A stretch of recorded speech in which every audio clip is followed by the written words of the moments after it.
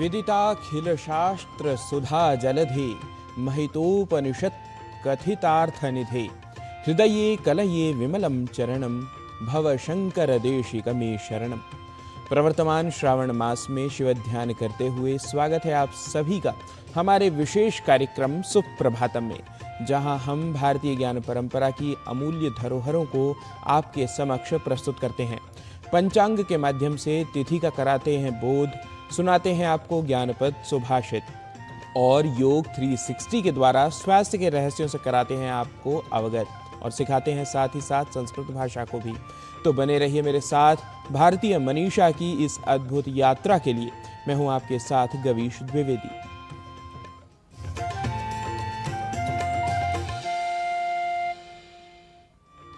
आइए प्रातःकाल की इस मंगलमयी वेला में एक नए दिन का शुभारंभ करते हैं भारतीय परंपरा और संस्कारों की उज्जवल भावना के साथ।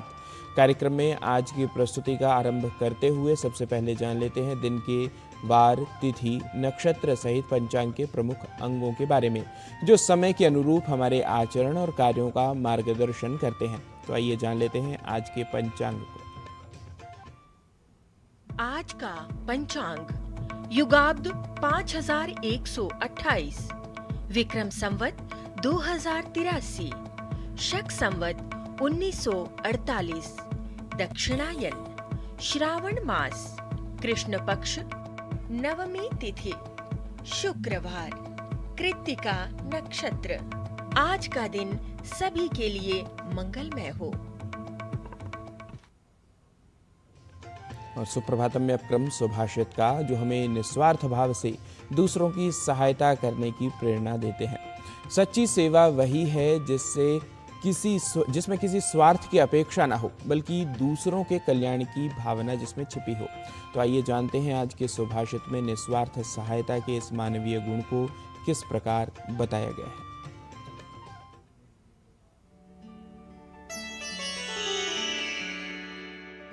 किम चंद्रमाः प्रत्युपकार लिप्सया करोति गोभिः कुमुदावबोधनम् स्वभाव एवोन्नत चेतसां सतां परोपकार व्यसनम हि जीवितम्।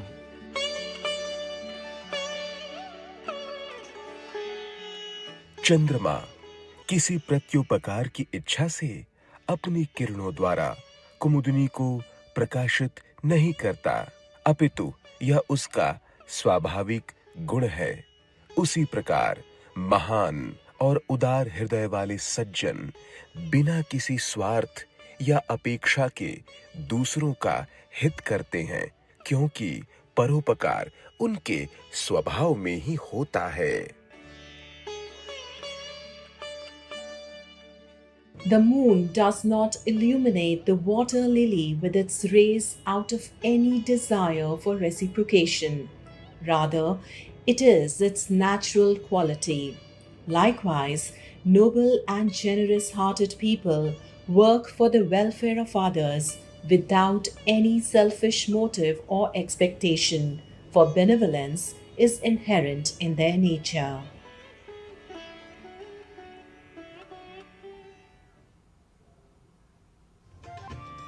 और सुभाषित के समानांतर भारतीय ज्ञान परंपरा प्रभाग में आज देखिए प्राचीन भारतीय सैन्य विज्ञान के संप्रत्यय का आधुनिक सैन्य विज्ञान के साथ एक विशेष संदर्भ में विश्लेषण, जिसे प्रस्तुत कर रहे हैं हमारे सहयोगी डॉक्टर नारायण दत्त मिश्र।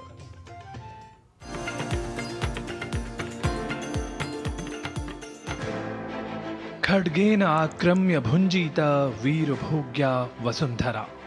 इतिहास साक्षी है कि महान नेता और योद्धा अपनी वीरता के बल पर ही साम्राज्य स्थापित कर पाए हैं, और इसके लिए अपेक्षा होती है हर परिस्थितियों में विजय दिलाने वाले युद्ध कौशलों की। और इन युद्ध कौशलों को और भी व्यापक बनाते हैं वीरभोग्या वसुंधरा के सिद्धांत को अपनाने वाले योद्धाय कृतनिश्चयाः, अर्थात सर्वदा युद्ध को तत्पर साहसी सैनिक। शूरवीर सैनिकों की ओजस्विता और ऊर्जस्विता के अतिरिक्त राष्ट्र की शक्ति के लिए आवश्यक होती है सैनिकों की प्रबल संख्या, और सैनिकों की प्रबल संख्या व उनके युद्ध कौशल को लेकर आज के अत्याधुनिक व उन्नत प्रविधियों वाली सैन्य शक्तियां ही नहीं, बल्कि पुरातन भारतीय सैन्य शक्तियां भी साकांक्ष रही हैं। महाभारत में 18 अक्षौहिणी सेना थी और लगभग एक अक्षौहिणी में 2,18,700 की संख्या रहती है। इस आधार पे लगभग 18 अक्षौहिणी सेना का मतलब है 39,36,600 सेनाएं उस समय युद्ध में रत थीं। तो इससे यह सिद्ध होता है कि युद्ध की जितनी विधाएं हैं वो भारत में रही है। और चतुरंगिनी सेना का हम सभी नाम सुनते आए हैं, जिसमें कि हाथी की सेना, उसके बाद रथ की सेना, उसके बाद घोड़े की सेना और फिर पदाति, जिसको पैदल चलने वाले सेना कहते हैं। तो इस प्रकार की चर्चा उपलब्ध होती है। अनेक प्रकार के दुर्गों की बात आती है, अनेक प्रकार के व्यूहों की बात आती है, जैसे हम चक्र व्यूह, शेन व्यूह, गरुड़ व्यूह इत्यादि की बात सुनते आए हैं। यद्यपि सर्वे भद्राणि पश्यन्तु मां कश्चित् दुःख भाग् भवेत्, इस सिद्धांत के साथ भारतीय समाज हमेशा से ही युद्ध को परम लक्ष्य नहीं मानता, पर आतताई शक्तियों के प्रतिकार हेतु पुरुषों के साथ साथ महिला सैन्य शक्ति जिस तरह आज कंधे से कंधा मिलाकर शौर्य प्रदर्शित कर रही है, वह पुरातन भारतीय सैन्य परंपरा में देखने को नहीं मिलती। यह धारणा निस्संदेह भ्रामक है।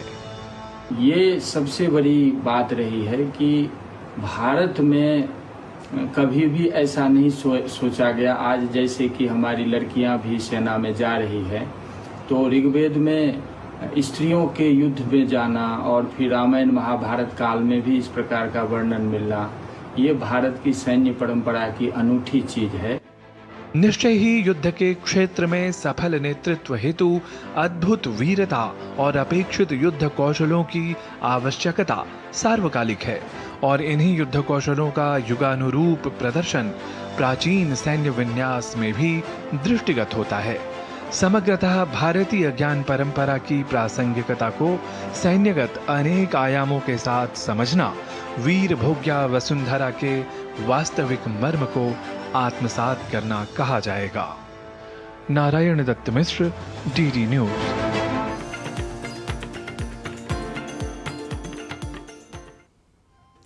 तो वस्तुतः प्राचीन भारतीय सैन्य विज्ञान केवल युद्ध जीतने की कला ही नहीं, बल्कि नीति, अनुशासन, रणनीति और राष्ट्र रक्षा के व्यापक दृष्टिकोण का प्रतीक भी रहा है। हमारे इतिहास में ऐसे अनेक उदाहरण मिलते हैं जहां बुद्धिमत्ता, संगठन और दूरदर्शिता ने शक्ति के साथ मिलकर असाधारण विजय की नींव रखी। आज की इस रिपोर्ट ने हमें यह समझने का भी अवसर दिया कि भारत की सैन्य परंपरा कितनी समृद्ध और दूरदर्शी रही है। अतीत की यह विरासत न केवल इतिहास का गौरव है, बल्कि वर्तमान और भविष्य के लिए भी प्रेरणा का स्रोत है।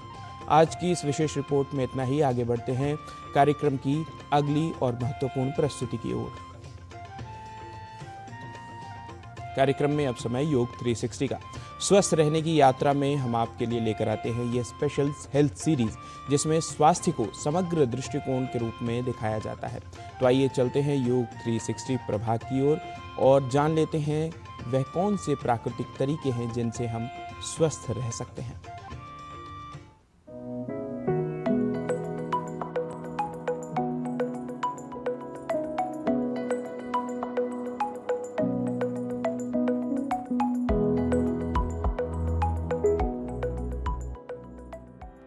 योग 360 में आपका स्वागत है। मैं हूं किरण भारद्वाज। बच्चों से लेकर बड़ों तक सभी बनेंगे हेल्दी विद योग 360। हर स्लो ग्रोथ की वजह सिर्फ जेनेटिक्स नहीं होती। हर बच्चे में मोटापे का कारण ओवर ईटिंग नहीं होता और हर दुबला बच्चा कमजोर नहीं होता। कई बार इन सभी समस्याओं का कारण छुपा होता है थायराइड की समस्या में। क्या आपका बच्चा अपनी उम्र के हिसाब से छोटा लगता है, जल्दी थक जाता है, पढ़ने में ध्यान नहीं लगा पाता या फिर अचानक उसका वजन बढ़ने लगा है? तो इन लक्षणों को बिल्कुल भी नजरअंदाज ना करें, क्योंकि ये बच्चे की जीवन की रफ्तार को धीमा कर सकते हैं। क्या है थायराइड की समस्या, आज आपको ये समझाते हैं और बच्चों में थायराइड को कंट्रोल करने के कुछ इफेक्टिव तरीके बताते हैं। थायराइड संबंधित विकार बेहद आम है और वयस्कों में काफी देखे जाते हैं, लेकिन थायराइड की समस्या बच्चों को भी प्रभावित करती है। थायराइड गर्दन के सामने स्थित एक ग्रंथि है जो ऐसे हार्मोन बनाती है जो बच्चों की लंबाई, वजन, मस्तिष्क के विकास, ऊर्जा, हड्डियों की मजबूती और शरीर के मेटाबॉलिज्म को नियंत्रित करते हैं।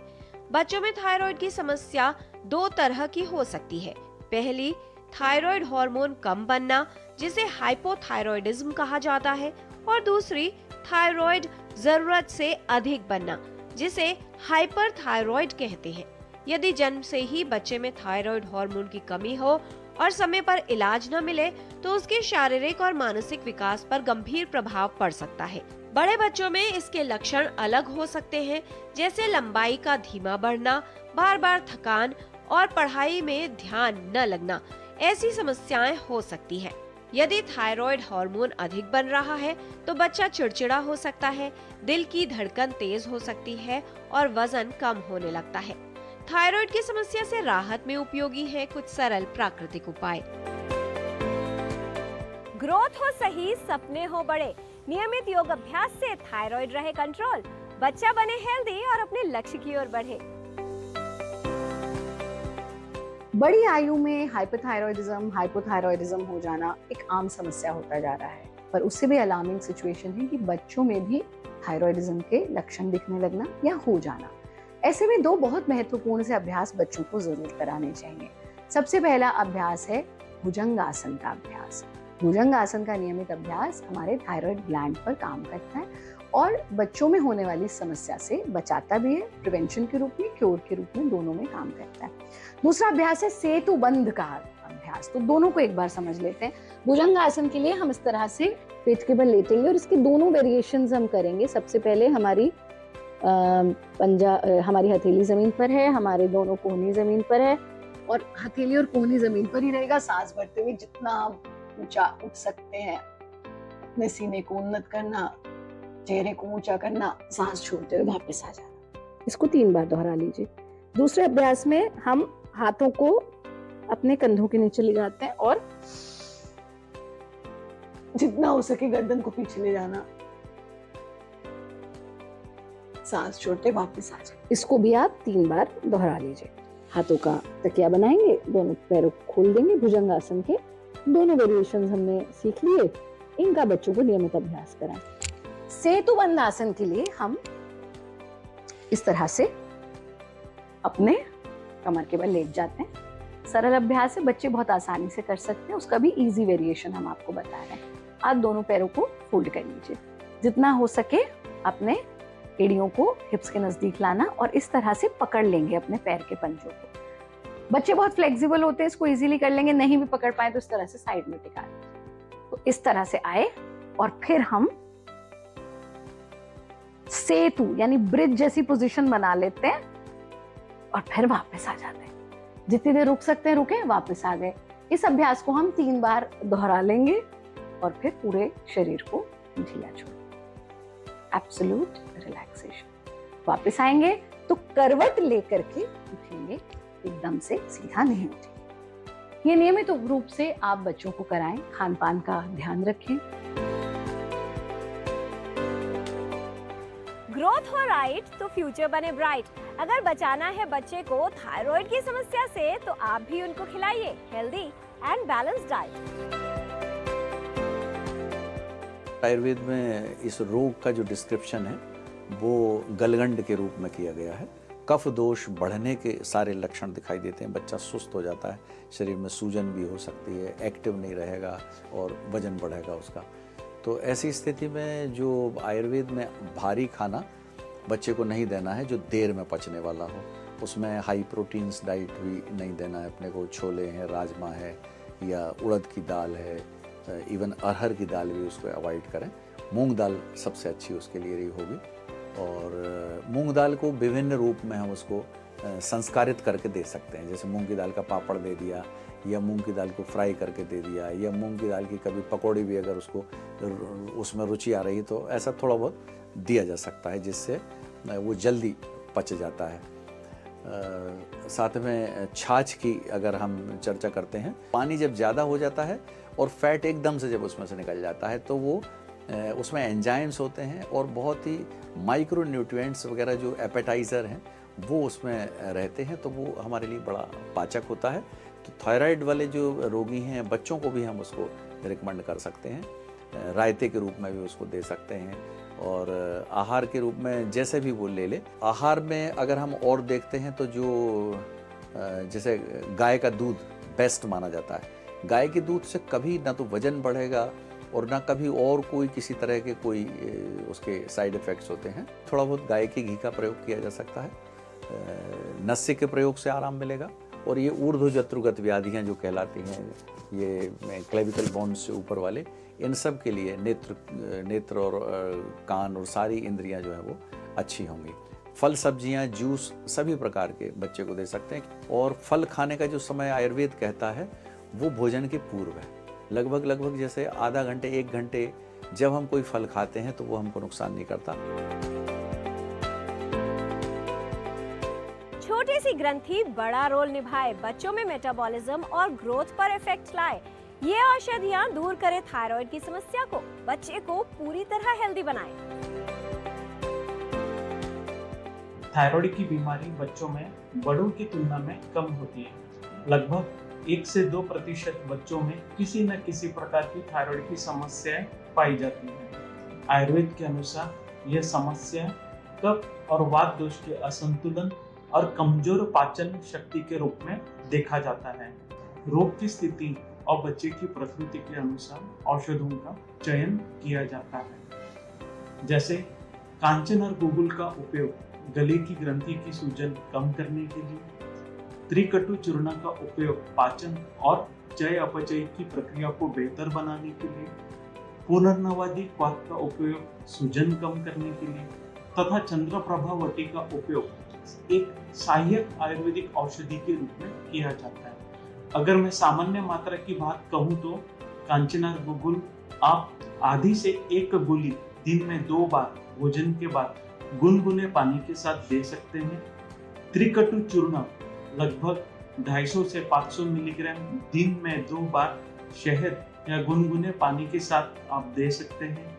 या पुनर्नवादी क्वाथ 5 से 10 ml बराबर पानी में गुनगुना पानी मिलाकर भोजन से लगभग 30 मिनट पहले तथा चंद्रप्रभा वटी को आप आधी गोली की मात्रा में दिन में 2 बार भोजन के बाद गुनगुने पानी के साथ दी जा सकती है।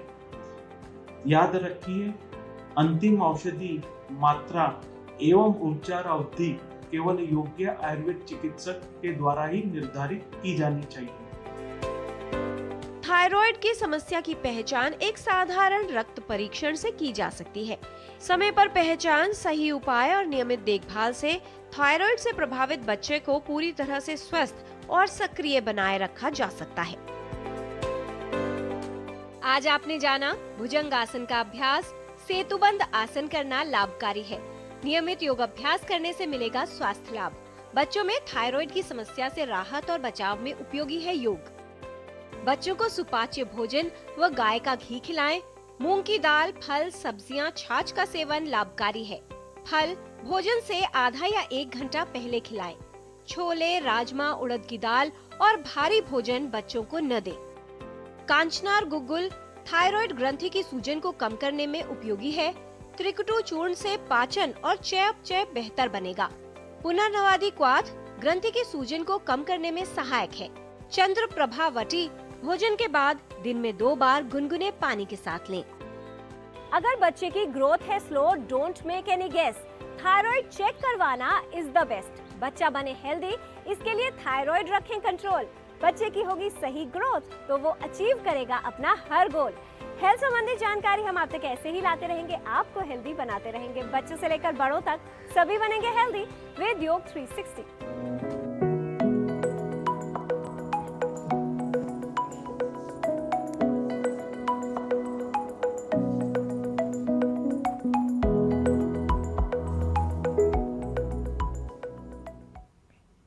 और हमारे शास्त्रों में भी कहा गया है शरीर माध्यम खलु धर्म साधनम।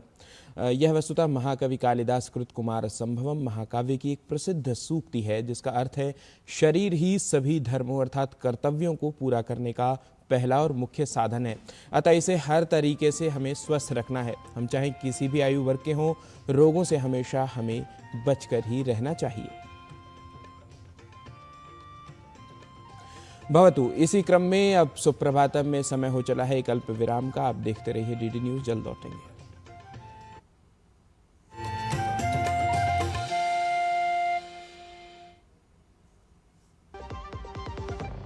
सस्ते वाले दाल मसाले स्वाद हुआ बेकार। MDH की हल्दी मिर्ची धनिया करे कमाल। ये रंग दे, ये खुशबू दे, ये तीखा, ये कम पड़े। क्या निराला MDH मसाला। हर जीत की शुरुआत होती है छोटे छोटे कदमों से, और हर छोटी तैयारी बदल सकती है पूरा नतीजा। क्योंकि मैदान हो या जिंदगी, छोटी से छोटी तैयारी ही देती है प्रोटेक्शन, और प्रोटेक्शन ही देता है भरोसा। जैसे LIC की बीमा लक्ष्मी, एक खास प्लान सिर्फ महिलाओं के लिए, जहां छोटी बचत दे बड़ी सुरक्षा, ताकि जिंदगी के हर मैदान में आप रहे हर पल के लिए रेडी। LIC बीमा लक्ष्मी, रखे हर पल के लिए रेडी। जरा सोच के देखिए, आपके पास कुछ ऐसा है जो आपकी दुनिया बदल सकता है। जानते हैं क्या?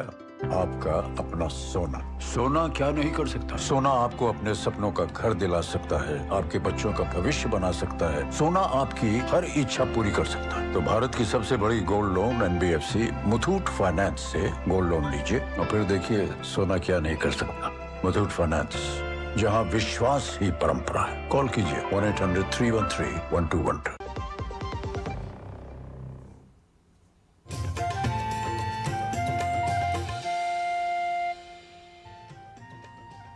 सुप्रभातम कार्यक्रम में पुनरपि आप सभी का स्वागत है।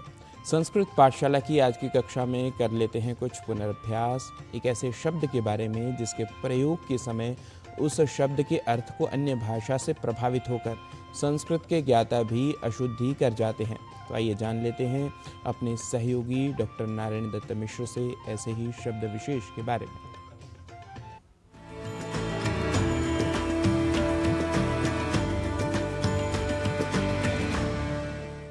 नमो नमः सर्वेभ्यः। स्वागतं करोमि अहं नारायण दत्तमिश्रः भवतां समेषां संस्कृत पाठशालायाः अभिनवकक्षायां। संस्कृत पाठशाला की कक्षा में इन दिनों आप शब्दों के शुद्ध उच्चारण और शुद्ध लेखन के बारे में जान रहे हैं और साथ ही कर रहे हैं कुछ वाक्यों का अभ्यास भी। पर आज बात एक ऐसे शब्द की जिसका अर्थ कुछ और है, पर संस्कृत के इतर भाषाओं में जो अर्थ स्वीकृत हो गया है, हम में से कई उसी अर्थ को लेकर संस्कृत में भी शीघ्रतावश या कई बार अनवधानतावश प्रयोग कर दिया करते हैं। जी हाँ, हम बात कर रहे हैं आज एक ऐसे ही शब्द की। वह शब्द है सत्ता, जिसका साधारण अर्थ संस्कृत में है होना, होने का भाव या अस्तित्व। देखिए, सत और तल या ता प्रत्यय से मिलकर बना है शब्द सत्ता, पर हिंदी आदि भाषाओं में इस अस्तित्व परक सत्ता शब्द का अर्थ नेतृत्व या शासन हो गया है। तो इस अर्थ विश्लेषण को समझने के बाद आइए कुछ वाक्यों का कर लेते हैं अभ्यास, ताकि सत्ता शब्द का वास्तविक अर्थ हमें भली भांति स्मृत रहे और शासन के अर्थ में सत्ता का प्रयोग हम न करें। जगति सत्ता जीवानाम, अर्थात संसार में जीवों की सत्ता या उपस्थिति है।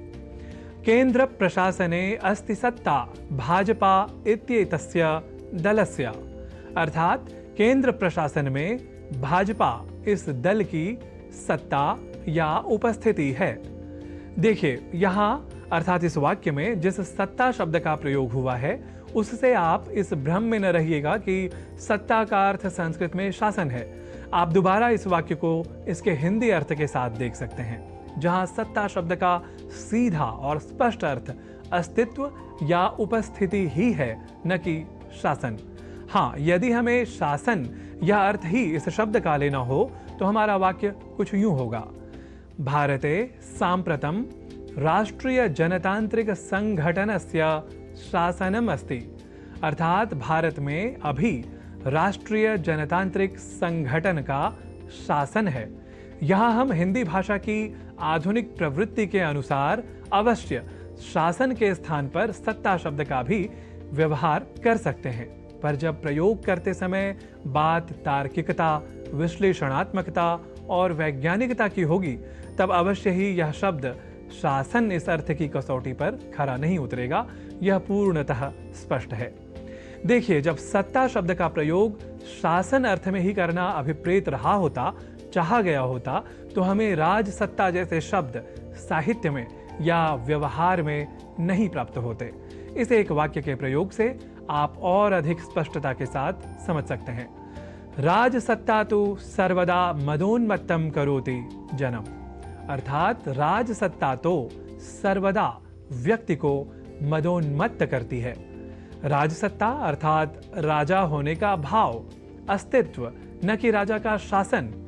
तो इस तरह आप स्वयं शब्दों और उन अर्थ स्वरूपों के प्रति तार्किक और विश्लेषणात्मक होकर सोचें तो साधारण प्रवृत्ति वह भी किसी दूसरी भाषा या कुछ समूह के व्यवहार से प्रभावित या कुप्रभावित होकर संस्कृत को दुष्प्रभावित होने से स्वयं को बचा सकेंगे और उससे भी कहीं अधिक संस्कृत के संस्कृतत्व की, संस्कृत के मूल स्वरूप की सुरक्षा और संरक्षा आप कर सकेंगे। तो इसी संदेश के साथ अधुना माम अनुज्ञापयन्तु भवन्तः इति सविनयं ज्ञापयन् नौमि भवतः संस्कृत प्रियान् हि सर्वान्।